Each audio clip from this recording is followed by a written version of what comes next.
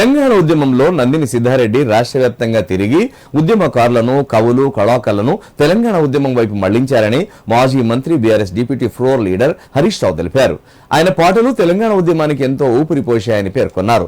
సిద్ధారెడ్డికి కేంద్ర సాహిత్య అకాడమీ పురస్కారం రావడం తెలంగాణతో పాటు సిద్దిపేట ప్రాంతానికి దక్కిన గౌరవమని అన్నారు. ఆస్తుల కంటే స్థిర అస్తిత్వమే తన ప్రాణంగా భావించిన నందిని సిద్ధారెడ్డి తెలంగాణ సాహిత్యం కోసం పనిచేశారని తెలిపారు. డాక్టర్ నందిని సిద్ధారెడ్డికి కేంద్ర సాహిత్య అకాడమీ పురస్కారం లభించిన సందర్భంగా సిద్దిపేట జిల్లా కిందలోని విపంచి కళా నిలయంలో పౌర సన్మాన కార్యక్రమం నిర్వహించారు.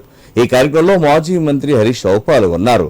ఈ సందర్భంగా మాట్లాడిన ఆయన తెలంగాణ తల్లి అస్తిత్వం ముఖ్యమని రాష్ట్ర ప్రభుత్వం ప్రకటించిన ₹1 కోటి నగదుతో పాటు 300 గజాల స్థలాన్ని తిరస్కరించిన గొప్ప వ్యక్తి సిద్ధారెడ్డి అని కొనియాడారు.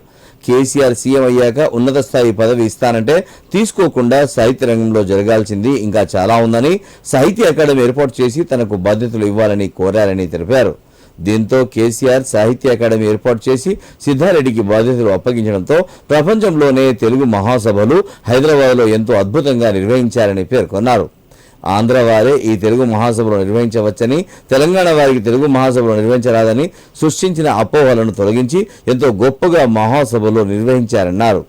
నందిని సిద్ధారెడ్డి పొగడ్తలు, సన్మానాలకు దూరంగా ఉంటూ సాహిత్యం కోసం, ప్రజల కోసం ఎంతో పనిచేశారని హరీష్ రావు తెలిపారు. ఆయన గురించి ఎంత చెప్పినా ఇంకా చెప్పాల్సింది చాలా ఉంటుందని అన్నారు.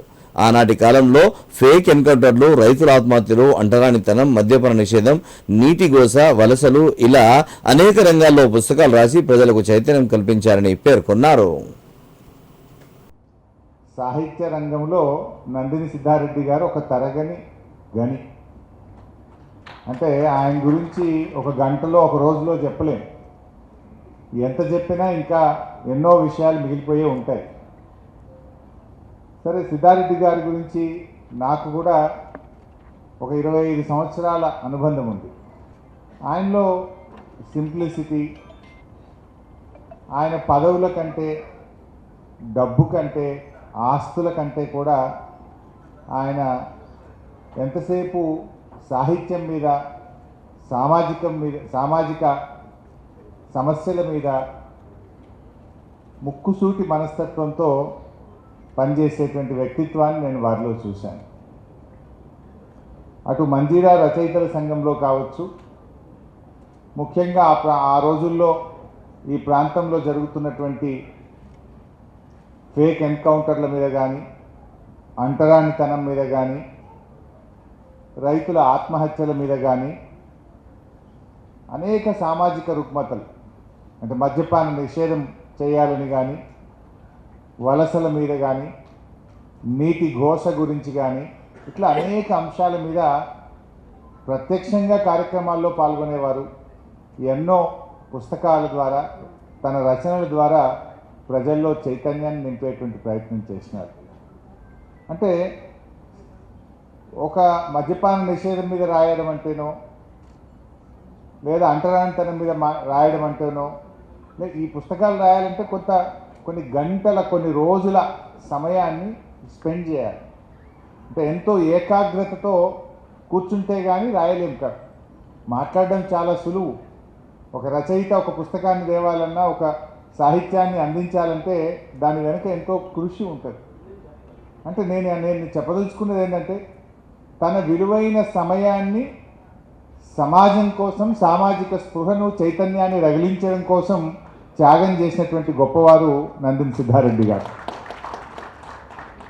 ఫ్యామిలీ టైం ఉండదు, ఫ్రెండ్స్తో టైం ఉండదు. నిజంగా ఒక మంచి రచన రావాలంటే దాని వెనుక ఒక 4 రోజులు, 5 రోజులు ఏకాగ్రతతో కూర్చొని ఎంతో దృష్టి పెట్టి దాని లోతుల్లోకి వెళ్ళి దాంట్లో లీనమైతే తప్ప అది రాయలేదు.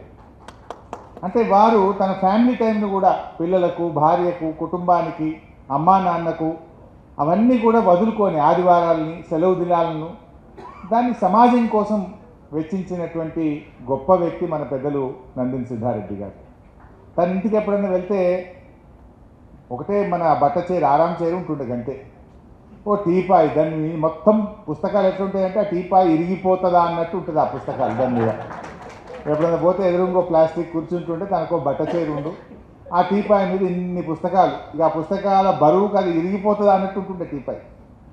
అది ఆ ఒక ప్యాడు, దానికి వైట్ పేపర్లు, పక్కన పెన్ను, ఇది తన జీవితం. సింపుల్గా ఉండేది. అమ్మగారు కూడా మల్లేశ్వరి గారు, నేను 4-5 సార్లు అమ్మగారి చేత ఇంట్లో భోజనం తిన్నాను, అనేక సార్లు ఛాయ్ తాగాను, టిఫిన్ తిన్నాను. ఆ అమ్మగారి నిజంగా కూడా సిద్ధారెడ్డి గారు ఇంత గొప్ప కవిత్వాన్ని, ఇంత గొప్ప సేవ చేసిందంటే అమ్మగారికి కూడా మనం ధన్యవాదాలు చెప్పాల్సిందే. మల్లేశ్వరి గారి సహకారం లేకుంటే సిద్ధారెడ్డి గారు ఈ స్థాయిలో ఉండేవారు కాదు నా దృష్టిలో. డెఫినెట్గా మనందరం ఇవాళ సిద్ధారెడ్డి సార్ని ఎట్లయితే అభినందించుకుంటున్నామో, వారి విజయంలో మా మల్లేశ్వరి గారి విజయం కూడా ఉంది, వారి సహకారం కూడా ఉంది అని చెప్పి వారికి కూడా మనం ఇవాళ కృతజ్ఞతలు చెప్పాల్సిన అవసరం ఉంది. ఆయన వ్యక్తిత్వం ఈ రోజుల్లో పదవికి నాకు కావాలని తిరిగే రోజులు. ఏం కావాలని అడిగితే సాహిత్య అకాడమీని ఏర్పాటు చేసి ఆ బాధ్యత నాకు ఇస్తే అక్కడ ఎంతో జరగవలసిన అవసరం ఉంది, దాన్ని నిర్వర్తిస్తా అని చెప్పారు. నిజంగా సాహిత్య అకాడమీ ఏర్పాటు చేయడానికి కొంత 2-3 ఏళ్ళు పట్టింది. అయినా తను ఏం ఫీల్ కాలేదు, దాని గురించి ఆలోచన చేయలేదు. అది ఏర్పాటు చేసి బాధ్యత ఇస్తే ప్రపంచ మహాసభలను, తెలుగు మహాసభలను అత్యద్భుతంగా హైదరాబాద్లో నిర్వహించడం జరిగింది. అంటే గతంలో ఏముండేది, తెలుగు మహాసభలంటే ఆంధ్రప్రదేశ్, ఆంధ్ర ప్రాంతం వాళ్ళే అద్భుతంగా చేస్తారు, తెలంగాణ వాళ్ళు అసలు నిర్వహించలేరు, తెలంగాణకు అంత పరిణితి లేదు, లేకపోతే అంత కవులు లేరు, అంత రచయితలు లేరు, అది లేనే లేదు అనేటువంటి ఒక భావన ఉండేది. కానీ సిద్ధారెడ్డి గారి నేతృత్వంలో భారత రాష్ట్రపతిని పిలుచుకొని ప్రపంచవ్యాప్తంగా ఉండే కవులను, కళాకారులను పిలిచి హైదరాబాద్లో అంగరంగ వైభవంగా వారి నేతృత్వంలో కేసీఆర్ గారి ఆలోచనతో అద్భుతంగా తెలుగు ప్రపంచ మహాసభలను నిర్వహించి ఈ దేశాన్ని అబ్బురపరిచే విధంగా ఘనంగా చేసినటువంటి వ్యక్తిత్వం సిద్ధారెడ్డి గారికి.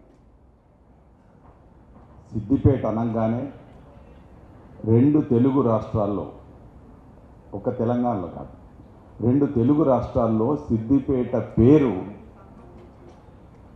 నిరంతరం ఒక అభివృద్ధికి మారుపేరుగా తీసుకొచ్చినటువంటి గొప్ప వ్యక్తి కన్నీరు హరీష్ రావు గారు. నాకు తెలంగాణ ఉద్యమంలో నేను చాలా తిరిగినాను, కానీ నాకు ఆంధ్ర ప్రాంతంలో కూడా అనేక మంది మిత్రులు ఉన్నారు. ఆ మిత్రులు మీది ఎక్కడ అన్నప్పుడు సిద్దిపేట అనగానే, సిద్దిపేట అంటే హరీష్ రావు గారు కదా, బాగా అభివృద్ధి చేశారు కదా అని అంటారు. అట్లాంటి ఒక పేరు 2 తెలుగు రాష్ట్రాల్లో సాధించినటువంటి ఒక ప్రత్యేకత హరీష్ అన్నకుంది. నాకు 84లో మెదక్ పోస్టింగ్ వచ్చింది. పోస్టింగ్ వచ్చినప్పుడు నాకు గురువు గారు నారాయణ రెడ్డి గారు, సి నారాయణ రెడ్డి దగ్గరికి వెళ్ళి, సార్ నాకు ఉద్యోగం వచ్చిందని చెప్పాను. ఉద్యోగం వచ్చిందని చెప్పంగానే ఎట్లా బతుకుతావయ్యా అన్నాడు. ఎట్లా బతుకుతావయ్యా అంటే నాకు ఒక ఆశ్చర్యం, ఏంటి సార్ అక్కడ మనుషులు ఉండరా అన్నాను నేను. మనుషులు ఉంటారు కానీ సాహిత్య జీవులు ఉండరు, సంఘాలు ఉండవు, కవులు ఉండరు కదా, ఎట్లుంటావు నువ్వు అక్కడ? సార్ నేను కవుల్ని తయారు చేసుకొని బతుకుతాను అని చెప్పి నారాయణ రెడ్డి గారితో చెప్పాను. వచ్చిన 15 రోజులకే నాకు పరిచయం చేసుకొని మేమందరం ఉన్నామని వచ్చిన 15 రోజులకే మెదక్ స్టడీ సర్కిల్ పెట్టడానికి ప్రధాన కారణం దేవిప్రసాద్. దేవిప్రసాద్ లేకపోతే నా ప్రయాణంలో చాలా భాగం శూన్యంగా ఉంటుంది. చాలాసార్లు నాకు ఆలోచనలు ఉన్నాయి కానీ ఆర్థిక సోర్సులు ఉండేవి కాదు. మంజీర సంఘానికి మొదట పెట్టినప్పుడు భోజనం ఎట్లా అని తర్జన భర్జన పడుతున్నప్పుడు అంజయ్య నాకు మార్గం చెప్పాడు.